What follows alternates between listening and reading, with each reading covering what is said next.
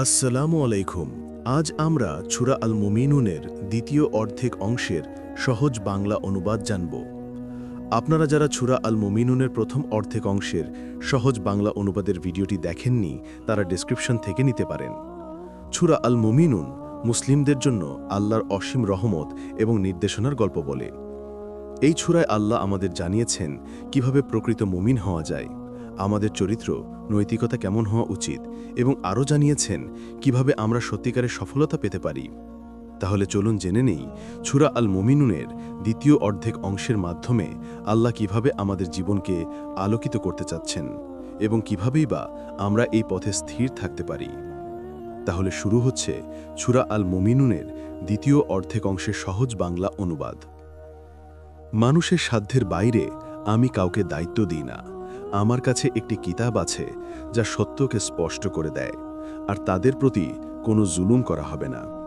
কিন্তু তাদের অন্তর সত্য থেকে অজ্ঞানতার চাদরে ঢেকে গেছে, আর তারা এমন কাজেই ব্যস্ত যেগুলোতে তারা মগ্ন হয়ে আছে। যখন আমি ঐশ্বর্যশালী লোকদের শাস্তি দিয়ে পাকড়াও করব, তখনই তারা চিৎকার শুরু করবে। কিন্তু সেদিন তাদের বলা হবে, আজ চিৎকার করে লাভ নেই, আমার কাছ থেকে নিস্তার পাবে না। আমার আয়াতগুলো যখন তাদের সামনে পাঠ করা হতো, তখন তারা অহংকারে মুখ ঘুরিয়ে উল্টো পায়ে সরে যেত। এভাবে অহংকার করে নিত্যদিন অর্থহীন গল্প গুজব করে যেত। তারা কি এই কালাম নিয়ে একবারও ভাবতে চায় না, নাকি এমন কিছু এসেছে যা তাদের পূর্বপুরুষরা কখনো শোনেনি? তারা কি তাদের রাসূলকে চেনে না, তাই কি তাকে অস্বীকার করে? নাকি তারা বলে তিনি পাগল? বরং তিনি সত্য নিয়ে তাদের কাছে এসেছেন, কিন্তু তাদের অধিকাংশই সত্যকে অপছন্দ করে। সত্য যদি তাদের কামনা বাসনার অনুসারী হয়ে যেত, তবে আকাশ, জমিন ও এর মাঝে সব কিছু ভেঙে পড়ত, বিশৃঙ্খলা ছড়িয়ে পড়ত। বরং আমি তাদেরকে উপদেশ দিয়েছি, আর তারা তাতে মন দেয় না। আপনি তাদের কাছে কোনো প্রতিদান চান না, আপনার রবের প্রতিদানই শ্রেষ্ঠ, তিনি রিজিক দাতা। আপনি তো তাদেরকে সরল পথে ডাকছেন। যারা পরকালে বিশ্বাস করে না, তারা সেই সরল পথ থেকে অনেক দূরে সরে গেছে। যদি আমি তাদের প্রতি দয়া করতাম, তাদের কষ্ট দূর করে দিতাম, তবুও তারা অবাধ্যতার মধ্যেই ছুটে বেড়াত।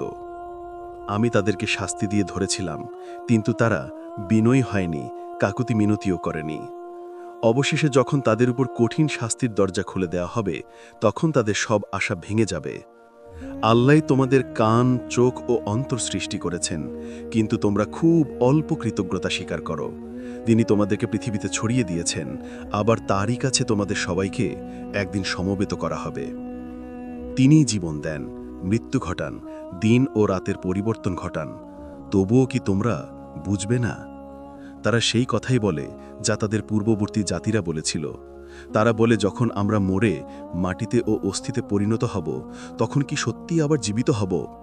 এটা তো আমাদের এবং আমাদের পূর্বপুরুষদের অনেক পুরনো গল্প। এগুলো নাকি শুধু প্রাচীনদের কল্পকথা? বলুন, পৃথিবী আর এর মধ্যে যা আছে সব কার? তারা বলবে, আল্লাহর। তাহলে বলুন, তবু কি তোমরা ভেবে দেখবে না? বলুন, 7 আসমান ও মহান আরশের মালিক কে? তারাও বলবে, আল্লাহ। বলুন, তবু কি ভয় করবে না? বলুন, সবকিছু কর্তৃত্ব যার হাতে, যিনি রক্ষা করেন এবং যার কবল থেকে কেউ রক্ষা পেতে পারে না, তিনি কে? তারাও বলবে, আল্লাহ। তাহলে তোমাদেরকে কোথা থেকে জাদু করা হচ্ছে? আমি তো তাদের কাছে সত্য পৌঁছে দিয়েছি, কিন্তু তারা মিথ্যাবাদী। আল্লাহ কোনো সন্তান গ্রহণ করেননি, তার সাথে কোনো উপাস্য নেই। যদি থাকত, তবে প্রত্যেক উপাস্য তার সৃষ্টিকে আলাদা করে নিয়ে যেত, একজন আরেকজনের উপর প্রভাব বিস্তার করত। তারা যা বলে, আল্লাহ তা থেকে বহু দূরে। তিনি দৃশ্য ও অদৃশ্যের জ্ঞানী। তারা যে শরীক তৈরি করে, তিনি তার ঊর্ধ্বে। বলুন, হে আমার রব, যদি তুমি আমাকে তাদের সেই শাস্তি দেখাও, তাহলে আমাকে গুনাহগারদের দলের অন্তর্ভুক্ত করো না। আমি নিশ্চয়ই সক্ষম তোমাকে সেই শাস্তি দেখাতে যা আমি তাদেরকে ওয়াদা করেছি। মন্দের বদলে উত্তম জবাব দাও। তারা যা বলে, আমি সবই জানি।